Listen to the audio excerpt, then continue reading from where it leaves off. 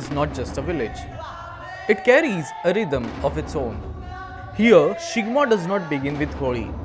It begins with Intruz. For 5 days, this village follows a ritualistic tradition that is both sacred and deeply rooted in memory. The word Intruz is derived from the Portuguese term intrudo, used during the colonial period. Over time, the name became part of Dongri's vocabulary. But what the village celebrates through Intruz follows its own ritual structure, deeply connected to Shigmo traditions. इंत्रूज हे एक पयलो गोंयचो शिगमो. कारण मध्यान काळान कितें जालें, शिगमो म्हणटा तो गोंयांत बंद केल्लो पुर्तुगेजांनी. ते कसलीच एसेंब्ली जावपाक दिनाशिल्ले. सो आमच्या घरांतले जे आशिल्ले म्हणजे बाबलू कामत सामारी, होनू गावडे आनी जोकी मोंतीर तिगांयनी मेळून आनी तेन्ना अशें सांगप जातालें की नाय निवाडो सुद्दां गांवांतली खंयची केस्तांवां बी आसत जाल्यार हे तीग जाण बसून जजमेंट करताले and that was a final judgement. So हे तिगांयनी मेळून एक पुर्तुगेजांक लेटर बरयलें की आमी शिगमो करिना, इंत्रूज करतात. इंत्रूज word was familiar to Portuguese. So Portuguese बरे कम्फर्टेबल जाले, हां इंत्रूज करता, ओके, ते ग्रांटेड देम परमिशन. अशें हे 3 लोकांनी तांकां पिशें करून शिगमो चालू केलो. आनी तो मागीर शिगमो हो गोंयचो शिगमो हो पयलो शिगमो आतां इंत्रूज. मागीर सगळे गोंयभर शिगमो म्हणटा तो सुरू जाता. सो अशी करून आमच्या ह्या जाणट्यांनी ही परंपरा राखून दवरली. The name remained, the tradition endured. At the center of Intruz are 5 mantaps. Each mantap plays a defined role during the 5 days, and rituals move in a fixed sequence. आमचे षष्ठी शांतादुर्गा पुर्वाधीश देवस्थान, मागीर मुखार तुमकां अशें गेलें जाल्यार थंय तुमकां परत देट्ट्यादेव देवस्थान मेळटलो, शांतादुर्गा देट्ट्यादेव देवस्थान. तेजे नंतर तुमकां तारी मंटप, बाबरे मंटप आनी एक मंटप आसात, म्हणजे 3 म्हणजे दोमे मंटप. शुक्रार दीस रातचो जाता ताका म्हणटात फट्याची सुवारी. पयलींच्या काळान थंडी भरपूर आसताली इंत्रूज म्हणले की ते फटे म्हणजे कांबळ, ती फटे कानाक बांदप, आंगाक घालप आनी सटीक एक प्रदक्षिणा 5 माटो वाजयत रातचे अरावंड 9:30-10 सुरू जाताले ते 12-12:30 सोंपताले.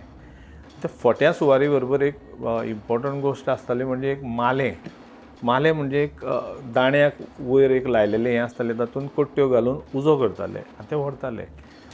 सो शुक्रार दीस हो उत्सव जातकच शेनवार दीस रातचो 5 धाला माटवांनी मांड लागता आनी सत्री फुलोवप जाता. सत्री फुलयतकच सगळे वचून फुलां बांदतात देवाच्या नांवान.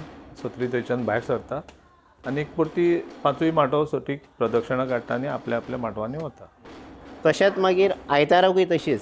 आयताराक आमच्या देवळाची कितें जाता, काडटाक आनी आयताराक आमी सकाळीं देवाची आरती बीन केली नंतर सगळें घातल्या नंतर ती भायर सरता आनी आदोशे वयता.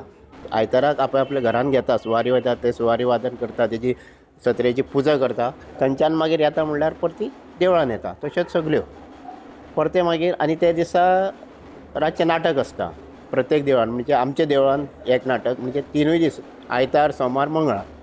मागीर परते सोमराक तशीच आमी आरती येते करता आनी सोमराक आमी सकाळ फुडें आमची सत्री जी आहा ती भायर काडटा, रावंड प्रदक्षिणा मारता. वयता आसतना ती प्रदक्षिणा मारून ती नेवरे वयता. सोमार दीस आमची एक बाबऱ्याची म्हणून बाबरो म्हणून एक माटो आसा, तातूंत तांकां लालखेचो मान आसा, ती तांची लालखी भोंवता.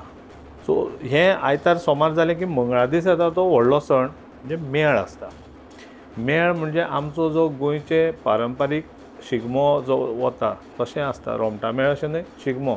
पूण आमचे जे ढोल, दोंगरे वयले ढोल आनी ती वाजोवपाची पद्दत आसा ही एक युनीक आसा आनी गोंयांत तुमकां तो ताल खंयच मेळचो ना. लास्ट दीस आमचो तो बुधवार, ते दिसा गुलोरोस तो म्हणटात, गुलार घालता तो. आमी थंय आमचे इंत्रूजो माटो आसा, थंय सकाळीं कोण उठोन म्हणजे देवूच तो गुलार घालता. तो कोण घालता तो कोणाक अजून पर्यंत दिसता. अशें आमचे पुर्वज सांगताले, वडील आमचे जे जाणटे आहा ते सांगताले. आमी पळोवपाक सुद्दां थंय रावले खूब जाणां, पूण कोणाक खंय दिसना कोण घालता तो. सकाळ फुडें थंय गुलार घालता आनी थंय सगळ्यो वचून रावता. थंय मागीर वाजयतात, ते तेजी सांगता जाता बरे भशेन घराणें हें तें घालतात आनी मागीर परती वाजयत येता आनी गुलार वचता. ते दीस आमच्या बुधवाराक काबार. गुलाल जातकच माटवान वाजोवन बिजोवन जालें की गायचें शेण हाडून तें उदक करता आनी तें आपल्या तोंडाक लावप आनी एकामेकाक मिठी मारप. ताका धूळ भेट म्हणटात. आनी ही धूळ भेट जातना भेदभाव तो आपलो दुस्मान आपूण तेजे कडेन उलयना हें कांयच ना. प्रत्येक जाण एकामेकाक मिठी मारून तें बरे भशेन जालें हें जाता. सो आतां दुसरी गोश्ट म्हळ्यार हांगा आनी एक परंपरा आमचे ते कोपेल आहा पळय आमचे पेडा सुचेजी कोपेल म्हणटा ते ती आमची इत्रोज आसा आनी तेवूय फेस्त आमचे मदीं येता. ते क्रिश्चन लोक आनी आमी हिंदू लोक बरे भक्तिभावान एकमेकाक मेळोन बरे भशेन तो आमी उत्सव करता म्हणजे आनी बरें दिसता. तेंची जी सुशेची पालखी हें म्हणटा आमी पुरसांव म्हणटा तेका ते पुरसांव ते वटेच्यान येता आनी म्हणजे प्रत्येकाक आमचे शुक्रारा स्टार्ट जाता आनी तेंचे मदीं जाल्यार आयताराक येता. पयलीं लोक म्हणटाले की हांगाच्यान थंय फुलां वतात थंयच्यान तेल येता अशें कितें आशिल्लें पूण हांवें काय केन्ना अनुभव करूंक ना. सो ही एक गांवांतली आमची complete harmony. Nothing has been disturb म्हणटा तशें. Certain families, once the Bhatkars of this village, continue to receive traditional honors even today. These are not privileges, they are responsibilities carried forward. आमच्या सामाऱ्याच्या घराक हो एक मान आसा जे आमच्या पुर्वजांनी कितें तरी बरें काम केल्लें. अशें म्हणटात की आमच्या घरांतलो बाबलू कामत सामारी, जोकी मोंतेर आनी होनू गावडे हे तीग लोकांनी मेळून हो गांव वाटलेलो स्थायीक केल्लो. सो त्या खातीर आमच्या घराक हो एक मान आसा. तो आज पर्यंत आमी तसोच राखून दवरला आनी ते 10 जाण आसात तांणी तसोच राखून दवरला. हे देवाचो आशिर्वाद. हाका आमी कांय हें ना, परंपरागत चालू आसा. सो आयतार दीस ती सुवारी आमच्या तिनूय माटवांतल्यो व्हडल्या भाटांतल्यो येतात आनी आमच्या घरान येतात आनी मागीर सगळ्यांगेर वतात. पयलीं 5 सुवारी येताल्यो पूण खूब ते पयलीं म्हणजे म्हजे आज्या शेणज्याच्या टायमार कितें तरी जालें आनी ते 2 माटो आमी घेवपाचें बंद केले. ती प्रथा अजून चालू आसा. सो आमचे कडेन 3 सुवाऱ्यो घेतात आनी ते मागीर सगळ्यांक वता. Intruz is celebration, but it is also structure. At the neighboring Detyadev Devasthan, Surendra Madkaikar explains the temple's connection to Intruz and the Panchishta observances that are carefully followed. आमी खुद मडकयचे कुळदेव महादेवाचे आनी आंबलेकाराचे स्थळाचे तें कितें जाल्लें कितें हांकां पयलीं हांगा सूट ही पुतळे नासली म्हणजे थंयच्यान आमी हांगा आमचो जातीचो आमी सप्तक येयलो हांगा आनी आंबलेकारान तेज्या वांगडा 5 तत्वां धाडलीं. एक जाल्लो देट्ट्याचो देवसार, हो माणाचो गुरू, ब्राह्मण, दरवाजाचे भूत आनी एक साकोळ्यो सुटी. तो मडकय साकून दोंगरे गांवांत येयलो, आंबलेकारान धाडलो, सटी वयर गेलो सटी देवा कडेन माथ्यार म्हणटा थंय साकोळ्यो ताका राखपाक थेयलो आनी जातीचो सप्तकाडाक सकयल धाडलो आनी हांगा ताका देट्ट्या वयल्यार पयलू हांगा जाग्याचो ब्राह्मण, माणाचो गुरू आनी दरवाजाचे भूत ही 5-4 तत्व तेजे हांगा ताका राखपाक. आमी घराणें सुद्दां घालता प्रत्येकाक अगिभुमी माती, सूट साकोळ्यो, देट्ट्याचो देवसार, जाग्याचो ब्राह्मण, माणाचो गुरू आनी जातीचो सप्तकाडो हे घेतले शिवाय हें आमचें घराणें जायना खंय. आमच्या आतां देवस्पण म्हणजे कितें आमचें सगळें आतां बेतकाडी आमचें आसा. सत्रे फुली दिसा आमचो जल्मी हो म्हाजो भाव ती बेतकाडी घेवन तेजी पुजा करता. मागीर तेजी पुजा करून सगळें येता ते बेतकाडी भितर आमी व्हरतात. सगळे लोक ते बेतकाडीचें तीर्थ घेतात आनी मागीर बेतकाडी हाडून सुत्रेक बांदतात आनी ते प्रत्येक मागीर तेजेर सगळें देवस्पण हे कळस आनी बेतकाडी. कळस आमचे सडीचे आनी बेतकाडी हांवें गुरू संन्यासाचे. Inside their house rests Sateri in an anthill, a symbol of earth worship and continuity. Here, ritual comes first, and then comes the sound that defines Dongri, Suwari Vadan, an ensemble of traditional instruments. Dongre गांवान इंत्रूज उत्सव हो एक फामाद उत्सव जाल्लो आसा आनी हितून एक सुवारी म्हणल्यार एक फामाद इंत्रुजाची. हे सुवारेर वाजोवपाक डोप, सामेळ, कासाळें, घुमट, शेणाई तशेंच सुवारी आनी मेळ हितून वाजप खूब वेगळें आसा. सो मेळ वाजप हितून धोल, तासो, कासाळें आनी ते घंचेगाडर वाजप आसता. पूण सुवारी वाजप हितून तशें नासना. सुवारी वाजप म्हणजे वेगळें आसा आनी गोंयांत म्हाका दिसता थंय चडशें चलना सुवारी वाजप. सुवारी वाजोवपाक पयलीं आमी नमन घालता तितून नमितो मी आतां म्हणटा. तशेंच तेजे फाटल्यान द्रुपद आसता, चंद्रावळ आसता, ह्यो सगल्यो सुवारेन वाजप आसता. मागीर तेजे उपरांत पद म्हणप आसता, मागीर चाल म्हण आसता, पद म्हणटा तितून पदान देव गजानन रे हे देवानो अशें हें पद आसा तेजेरूच आमी गजेर कसलोय गजेर घालता. तसोच अभंगूय म्हणटा आमी कानडा राजा पंढरीचा, कृष्णाचींय पदां म्हणटा, पांडवाचींय पदां म्हणटा. हे पदान कसलींय पदां म्हणों जाता पूण ताका वाजोवपाची चालूच वेगळी आसा.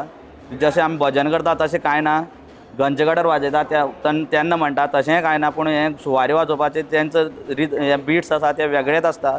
त्या बिट्साचेर आमी ते गजेर जावं आनी कितें आसा तें म्हणटा. जेन्ना मेळ भायर सरता तेन्ना हीं वाद्यां देवळानूच आसता, हीं वाद्यां घेवन आमी भायर सरना.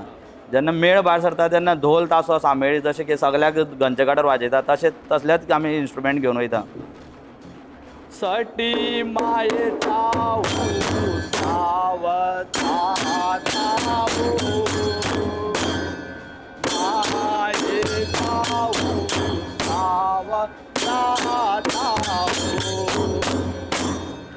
देवाचा आनंद राहता सखी मायेचा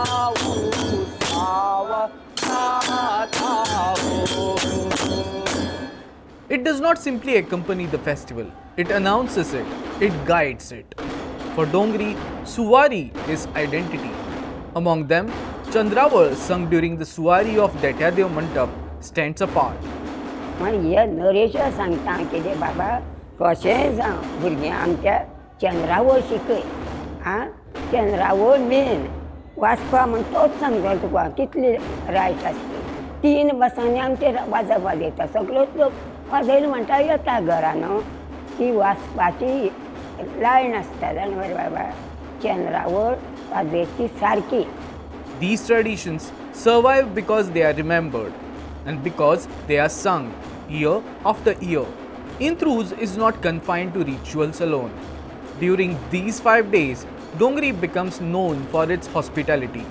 Anyone, relatives, neighbors, even complete strangers is welcomed. Lavish spreads of fish and chicken are prepared, along with multiple traditional dishes. And then there is shirvoyo or shevyo, a signature preparation of Intruz. तेन्ना शेवयो हो पदार्थ सारको इंत्रुजोत्सव म्हणल्यार मेन पदार्थ आसता शेवयांचो तो करतालो. आतां प्रत्येक जाण आपले आपले परीन ती मातशी पद्दत ह्या जाल्यार आपले आपले परीन कितें करपाचें तें करता. तो विशय म्हणजे दुसरे भाशेन म्हणजे प्रत्येक जाण कसो तो एक तेन्ना म्हणल्यार इंत्रूज म्हणल्यार शेवयो कोणी सांगलें मेन पदार्थ आमचो शेवयो आसतालो. शिरवयो हो एक व्हडलो जिन्नस आसतालो आनी आमच्या घरान एकुलतो एक शेवगो आशिल्लो सगळ्या वाड्यार धाकटे बटन व्हडले बटन म्हणल्यार. आनी लोक सकाळचे 4 धरून शेवयो त्यो शिरवयो काडपाक येताले. आनी तो शेवगो आमचो कायमस्वरुपी जो आसा तो इंत्रुजाच्या सिजनाक चौकेर आसतालो आनी आमचे फाटलें दार उक्तें आसतालें. लोक येताले म्हणजे वळखीचे अनवळखी वळख सगळ्यांचीच आशिल्ली पूण केन्ना कोण येवपी न्हय सुद्दां तो शिरवयो काडपाक ह्या निमतान तरी आमगेर इंत्रुजाक पयलीं पावताले. आतां कांय काळा नंतर तो बदल जाला पूण शिरवयो ह्यो अजून डोंगरेकार करतात. Food here is not invitation based, it is community. And then the mayor takes over the lanes of Dongri. Umbrellas rise, the dholtashe intensify, the village walks together, children follow, elders watch, visitors join. While most of Goa celebrates Shigmo during Holi, Dongri follows its own rhythm. Here, Shigmo begins with Intruz, a tradition shaped by history, sustained through survival, and carried forward by rhythm.